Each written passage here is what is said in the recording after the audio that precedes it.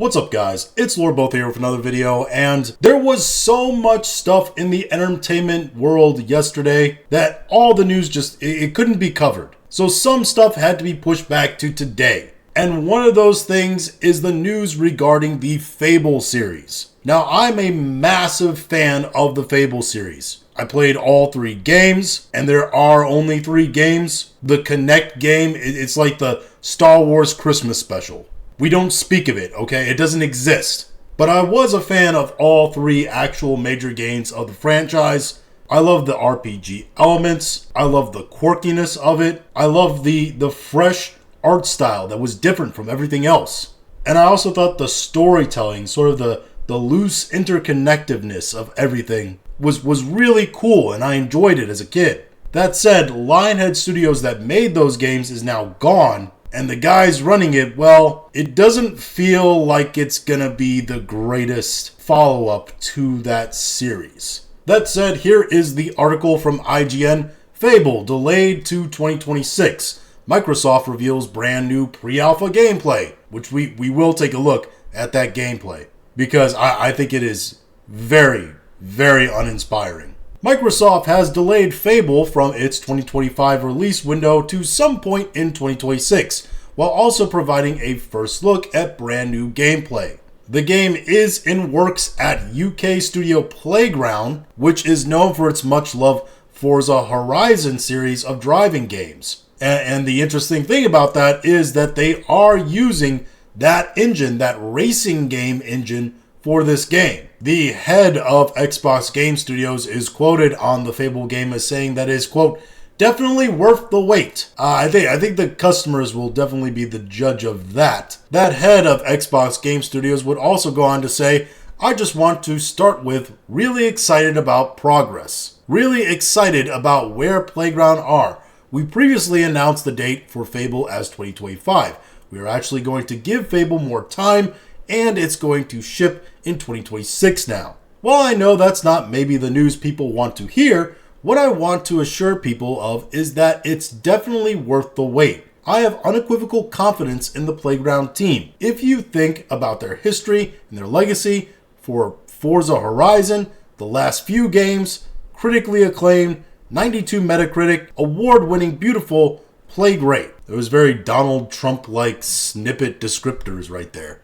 Also, I like that he was like, think of their history, their legacy. And then he mentioned the one game people know them for. He would go on to say, and just what they're bringing to Fable as a franchise, just think of the visuals of what you expect. Playground games plus amazing gameplay, British humor, Playground's version of Albion. So inspired by what's gone before with the franchise, but their take in, quite frankly, the most beautiful, realized version of Albion you've ever seen. And that's the thing right there. He's really touting how this game looks and the graphics and all that. How well and beautiful the engine runs the game. The problem though, I think quite frankly with the game from what I've seen of it, is actually the look, and we'll get into that in just a few minutes. So really excited about the plans and really excited about the future. I want the community to understand that we do these things for the best of the games and the teams. And ultimately that results in the best game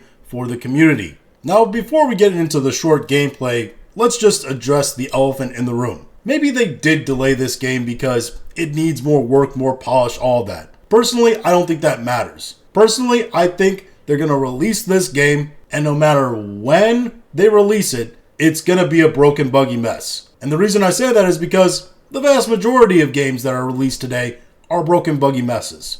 I absolutely adore Kingdom Come Deliverance 2. I also am not an idiot fanboy enough to not realize that that game has a lot of bugs that still need to be worked out weeks after launch. So even really good games that release these days have bugs and are slightly broken when they release. And the reason why games companies don't make absolutely sure that there's no bugs or brokenness with their games when they release them is because they know customers will still buy it knowing that it's going to be buggy and broken. They'll just wait for the patch to come out, which hopefully will be sooner rather than later, but they'll still buy the game. So maybe they delayed the game to iron out some stuff. I highly doubt it. The real reason I think they delayed this game is because if they weren't going to release it this year, 2025, it would probably be somewhere in the fall-winter window. And you know what comes out fall of this year? GTA 6. And any game that releases between fall of 2025 and probably spring of 2026 is going to have a difficult time competing with GTA 6. Quite honestly, that's why I think you're seeing a lot of game releases put out right now in spring of 2025 or right before spring of 2025, essentially the February to April window, because they know the rest of the year is probably going to be owned by GTA 6 going into the next year, because everybody's going to be playing that game when it comes out, because GTA is one of those games that transcends genre. It doesn't matter if you played previous GTA games. It doesn't matter if you really like GTA 5 or you're a primarily GTA Online player. None of that matters. GTA is a pillar of the games industry. That's why people are predicting that it's going to make over $1 billion. Because no matter what kind of gamer you are, you're probably going to play GTA just to see what it's like. Just to be part of the community and know what people are talking about. Because people are going to be talking about that game a lot. So yeah, my belief is that they probably are delaying this game to 2026 because they do not want to get caught up in the GTA storm. Especially if they release their game as broken and buggy at the same time as GTA releases. Because then it's just going to be completely DOA. But with that all said, let's take a look at the gameplay. Alright.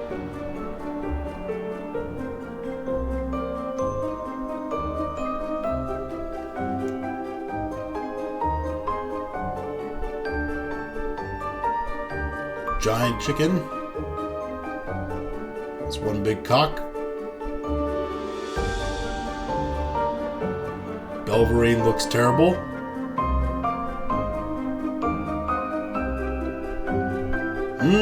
Cooking.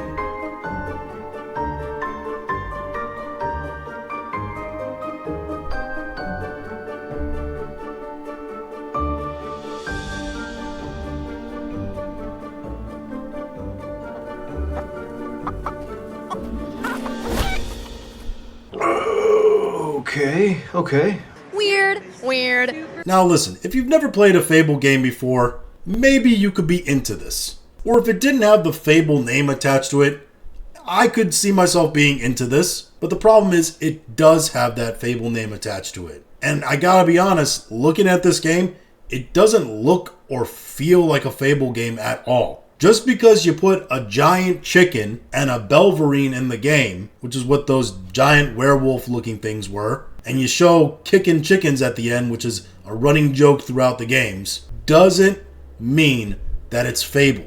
When I look at this game, the visuals are just far too realistic and far too polished to be Fable. That's the thing. Fable isn't about polish and looking hyper realistic. Fable was always about kookiness, about having a specific art style that was more cartoonish and quirky rather than realistic idealism.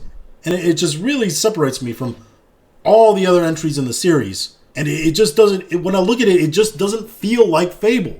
And I know they're really, really proud of that, that Forza racing engine that makes everything look so beautiful and polished. When in reality, it just kind of looks like Unreal Engine 5. But it's clear they want to show off really polished, really in-your-face graphics that are beautiful when they don't understand that the game isn't really about beauty all the time. It's about being unique, and it's about having flaws that make something look interesting.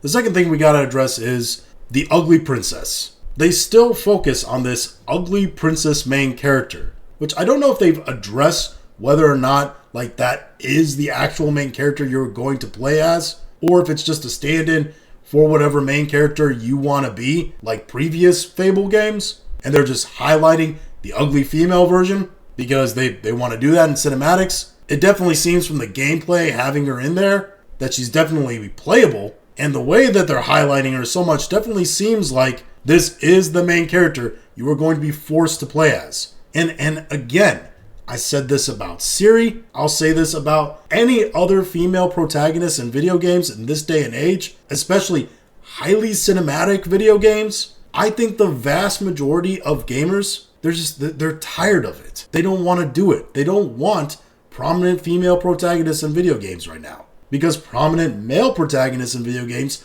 are severely lacking. And the girl boss trope, because let me be clear, there's nothing wrong with female protagonists in video games, but the girl boss trope in movies, in television, and video games has been so prominent and dominating the industries that it's turned people off of the entire idea of female protagonists. It's pissed people off, and they don't want it right now. As far as the gameplay mechanics, I mean, we didn't really see a whole ton of actual gameplay mechanics there. It was more like a cinematic gameplay trailer, which is something I hate companies doing, because it's a way of saying, oh, it's gameplay, but it's not actual gameplay footage. It's just impressions of gameplay. Anyway, the whole thing I didn't feel inspired by seeing. Maybe you felt inspired by it. Maybe you think there's not much to this delay. Go ahead and let me know in the comments. If you liked this video, go and like, share, and subscribe. If you didn't like this video, I appreciate you watching all of it. And we'll talk to you again later.